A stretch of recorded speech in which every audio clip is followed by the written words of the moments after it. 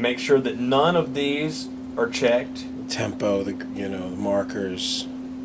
All this stuff you don't needs want to be blank. because that'll blow over the song itself. Okay, so That's it. this is good. Now we hit OK.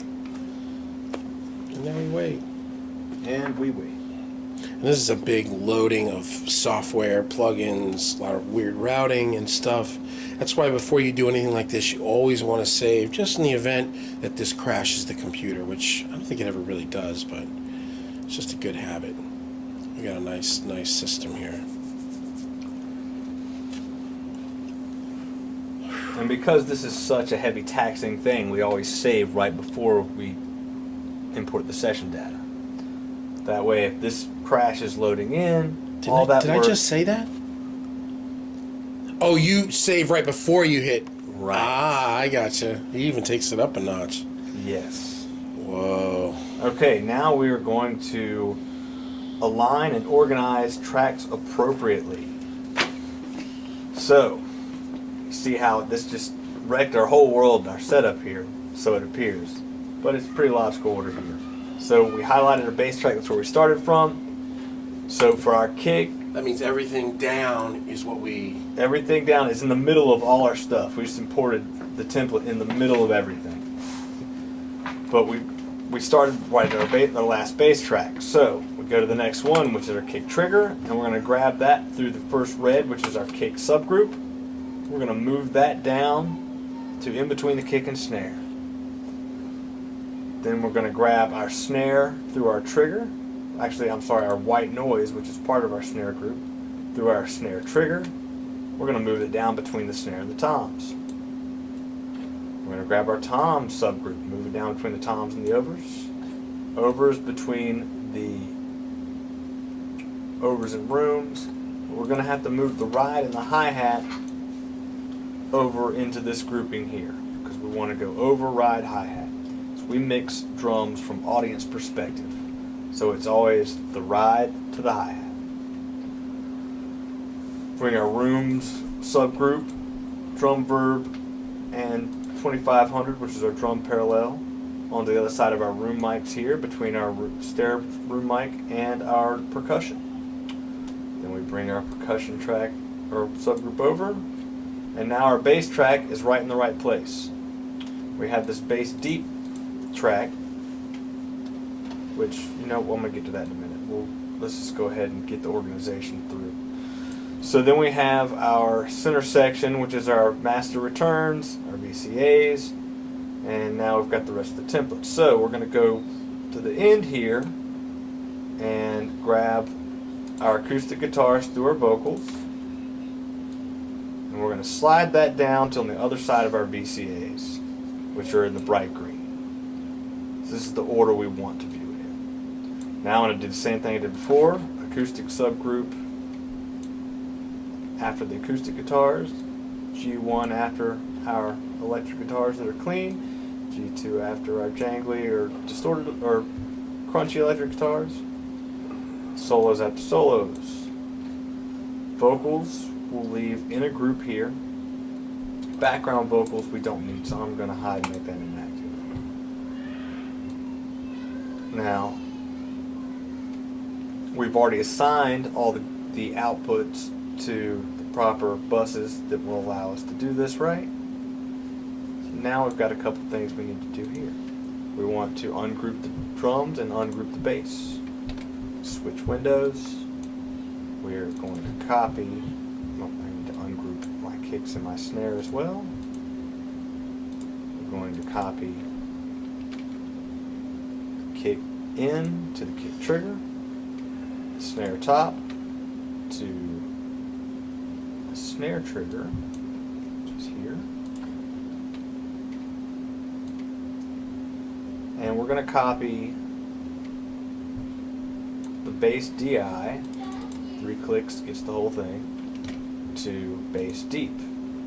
At this point, we must turn this button off right here, link track and edit selection. Don't forget to do that before James sits down. Oh, it's the thing that makes everything all... I hate that function. Alright, so got that. We have a listing of the track order we like to see. That's over a page long. Just follow it. Okay, so now we must enable import monitoring on mix return and song title track. And now we must rename the song title track. So see, it says song mix 1 24-bit. Now it will say listen mix 1 24-bit. And here's a good place to write in your delay time, which we'll figure out in just a second. 136. So I just go 60,000 divided by 136, and 441 is our quarter note delay time. So delay 441. We'll set our PCM 42 to 441.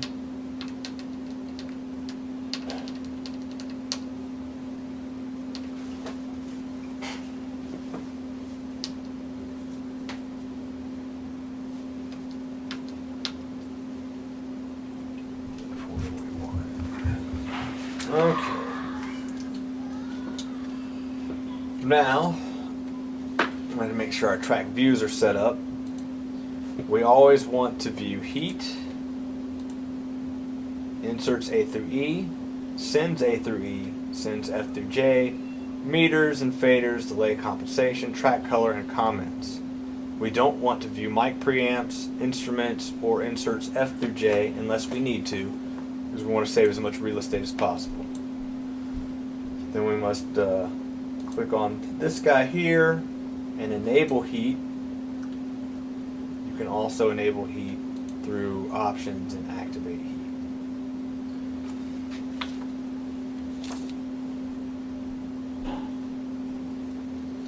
Now we want to ungroup. You can press escape to get out of any of these dialog windows or up. We want to ungroup all of our VCAs. That will mess us up while we're trying to automate. And here I usually like to turn my kick and snares on so that I can gain stage those in a group. We'll go through that in just a minute.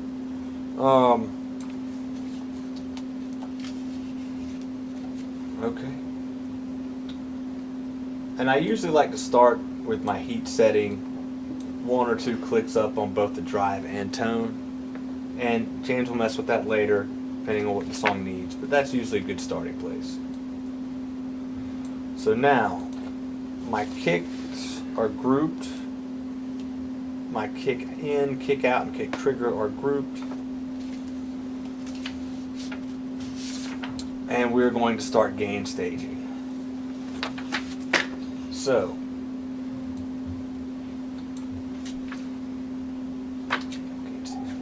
alright. I'm going to solo my VCA for drums and FX, and I'm going to mute the vocal pre, and we can go into why we do that later, but let's get our gain staging. I open up my SSL plug-in on kick 1. I make sure the gain is meter view is set to input, and I go to probably the second chorus, because usually by the second chorus things are really jamming, and then I play.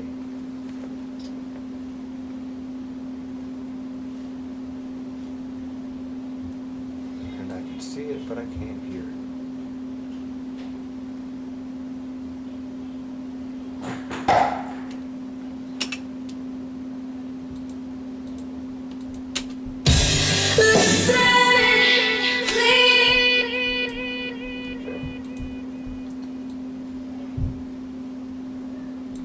So now I need to troubleshoot why I can't hear it.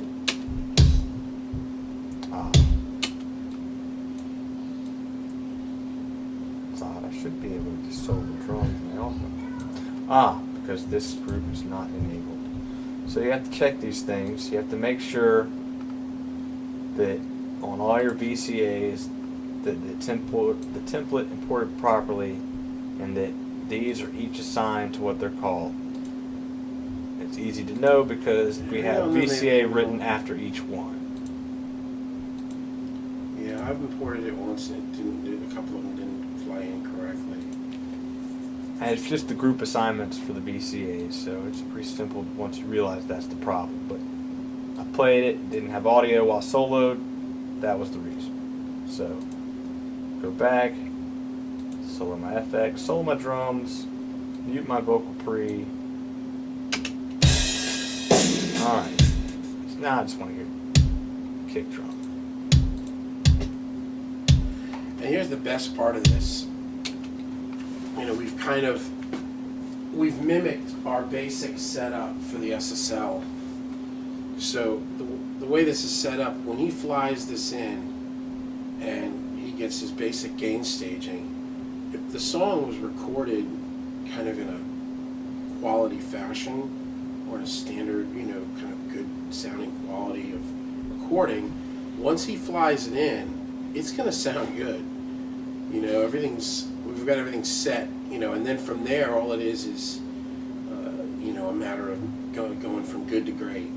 You know, once we level it off, it should sound pretty good, and then it's like, all right, we want more of this, and more attack on the kick, and let's add some booty on that bass, and the vocal needs, the mids are too, you know, so then you'll be just kind of tailoring it, but the way this is set up, and this was one of my kind of fears of going from an SSL, which I knew very well, and we had it really down to a science, to a hybrid thing, was like, you know, because at first it felt like mixing hybrid felt very slow to me, coming from an SSL, but now it's the last few songs, like we've been on this for a few months, so it's kind of been trial and error and learning what we want and what works and what plugins are better and how to route things and how to use the burl and where to drive it and where to let it be clean, which is just like the console. You know, with the console, it was fantastic to, you know, drive the kick drum or whatever, or the snare to get more mojo, but you know, on a 4000, if you drive the vocals too much, it can get too gainy sounding. So, a lot of ways it's similar. And now I'm really stoked. I mean, we really got this thing down. All right. So now I'm going to my gain staging. When I'm gain staging, I want to go to options and select pre-fade metering because I want to see how everything's hitting everything. So start going here, and on my SSL plugin, I'm looking to get it just into the yellow. That's when the SSL really starts to open up. And they did a good job modeling this plugin because that's how the real SSL reacts. Let's check the kick 2. Real quick, Woody. Yes. What's it say? Setup, option. Setup. I'm sorry, not setup. Just options, pre-fade metering. Sorry, I didn't. Is it in the same grouping of song tracks? Track becomes name. Yeah, that's a good place for it. All right. What's it say? Opt to what? Options. Options menu, pre-fade metering. Select it. Options menu. Yes. Pre-fade metering. Yes. So now if you notice,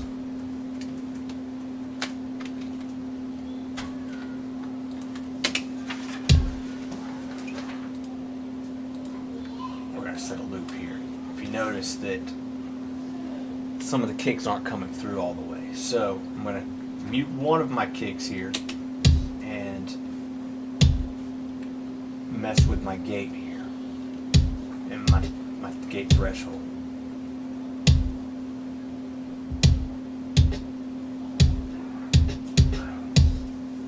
It's okay to hear a little bit of snare in it. Just not really loud, which that's good. It's got all my kicks in there. Everything's coming through. Let's check the other one.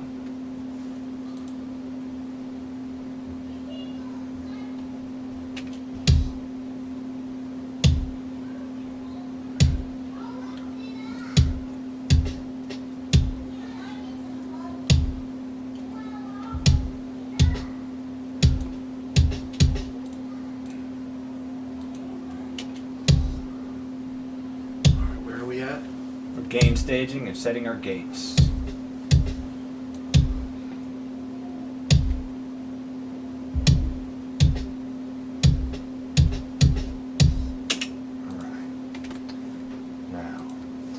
Since these 3 kicks are feeding these 2 kicks, which have 2 slightly different EQs and a little max bass on one of them, and those 2 are feeding the kick subgroup. Now notice this one's peaking here, so we're going to go into here and we're going to turn this fader down since it's the output fader.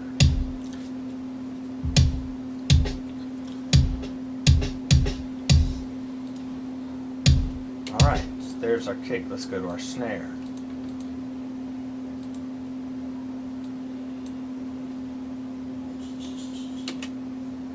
Alright, we're peaking pretty good. So let's turn down the output fader. Make sure you're talking loud enough where you can get it on. I'll kill it now. They get the gist of it. So here's a little gain staging sweet spot.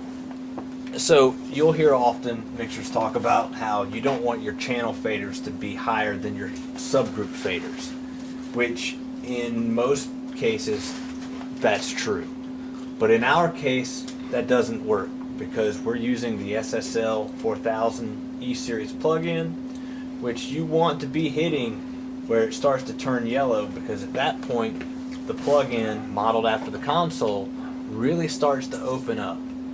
Things really start to bloom sonically when you do that. So if we go back to our snare here, let me mute this guy for now.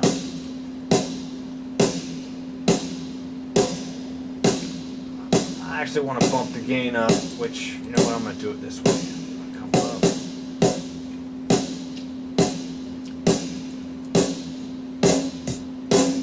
I don't want to go that high, but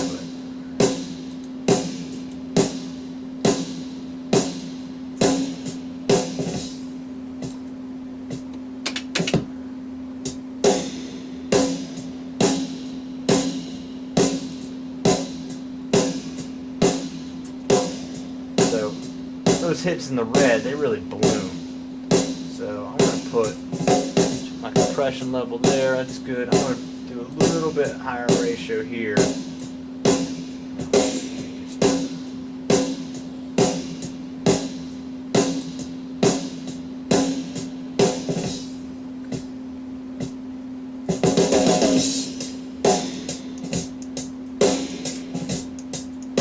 Yeah, now it's banging. High there, so I'm bringing it down a little more. So what we've done here is, this is our volumes for our snares. Kicking them up. I'm pushing this more and more. It's just like the way that SSL plugin reacts to cut off our white noise. Turn that down for now. And to keep from peaking this guy, we just do the output fader down. Ooh, that was a nice loud one.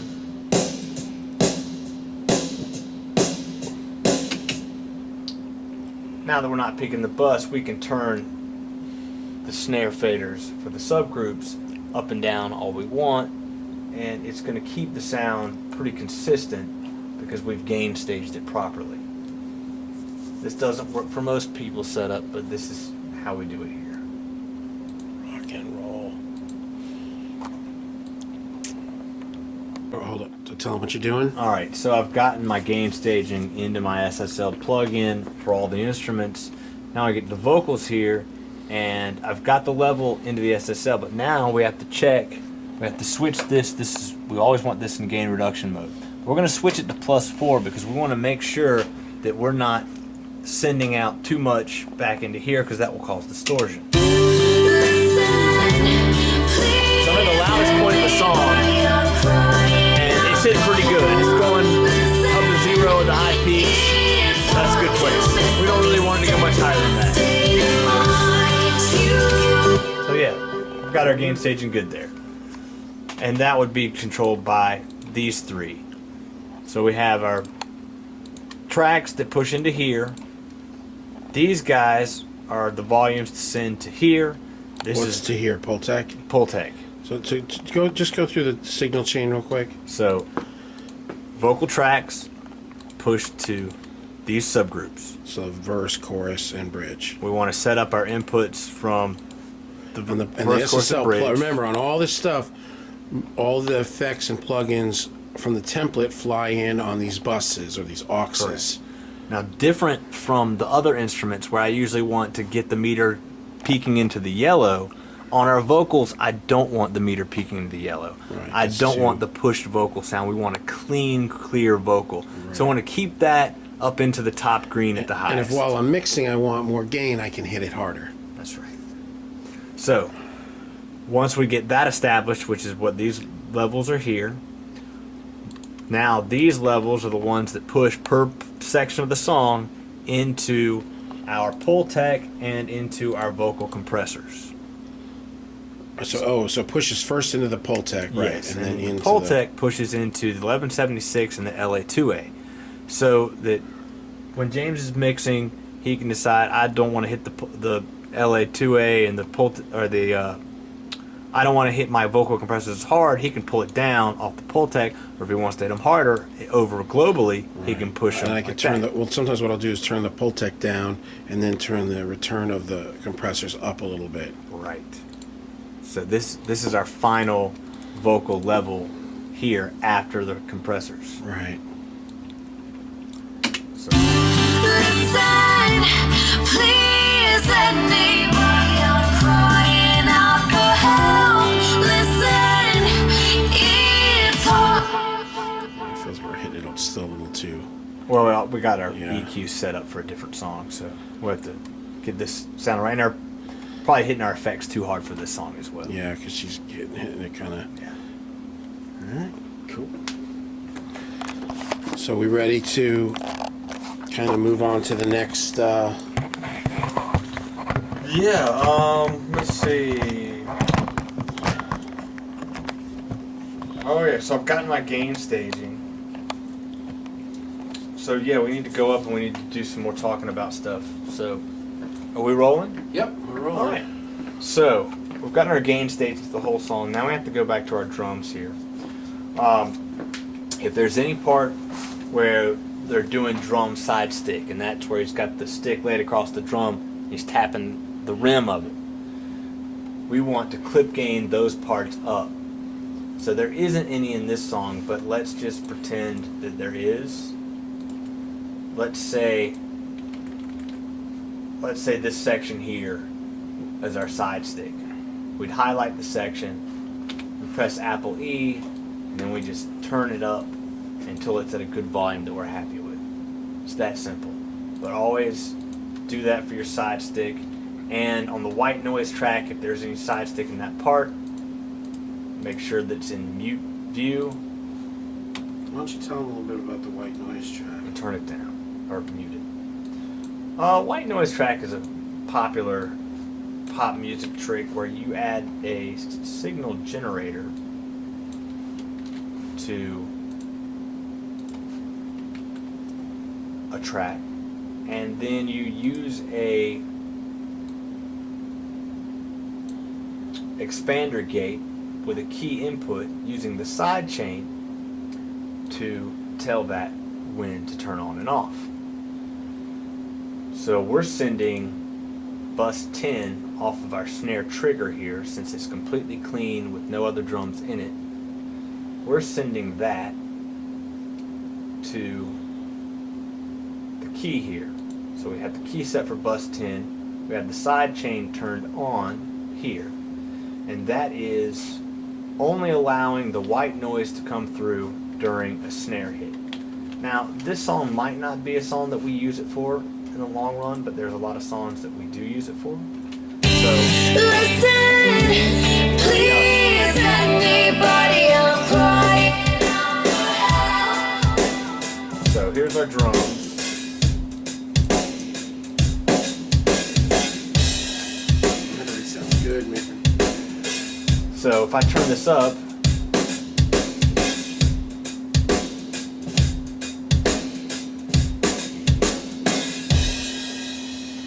And the timing is you can set right with it. So I'll just keep dividing this by 2 till it gets down to a low number. And I'll use that to set the input, or set the side chains attack and release. Don't tell them what you just did. You just didn't really explain it. Okay, so the tempo of the song, You put that in the... or the milliseconds that I use for my quarter note, which we established was 44.1 earlier and some change. And to do that, I just did 60,000 divided by the BPMs for the song, and that gave me my quarter note millisecond timing, because there's 60,000 milliseconds in a minute. So I go that down to a single digit number typically. I just keep dividing it by 2 until I get to a single digit. This says 6.8. So on my release, I'll put 6.8 milliseconds, and on my hold time, I'll put 6.8 milliseconds. 6.8. And this is usually a good starting point for your white noise track. You can also turn up. You hear it click, and here's without it.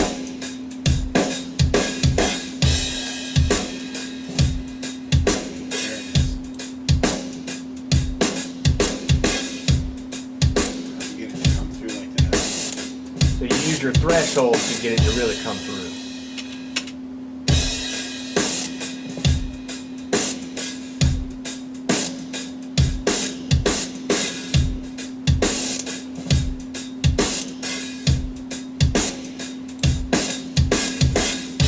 Then you can adjust the volume. It really is a cool thing. We started getting into this, listen to some of the servant mixes. That Maroon 5 stuff is like, you could hear like not only programming, but it seemed like some white noise stuff going on with the snare. And then I just blended into taste. Off, on. Yeah. It's subtle, but it's still cool.